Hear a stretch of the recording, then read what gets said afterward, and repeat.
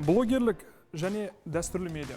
Жалпы қазірдің өзінде жастар, орта буын өкілдері көбіне ақпаратты дәстүрлі медиадан емес, блогерлерден еститін айтады. Ыңғайлы және қолжетімді. Ал бұл жақын болашақта блогерлер дәстүрлі медианы басып озады деген сөзбен. Ал мен бұл сұраққа жауап іздеместен бұрын, блогер деген кім? Осыған жауап беріп көрейік.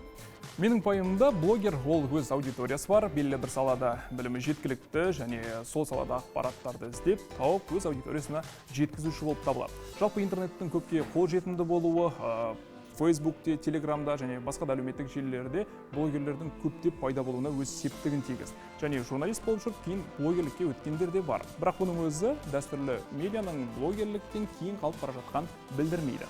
Өйткені дәстүрлі бақ трансформацияланды. Бұрын тек телевизорда немесе ақпарат агенттігінің сайтынан ғана оқи алатын ақпаратты қазір Телеграм-каналдан, ал сюжетті YouTube'дан тауып қарай аламыз.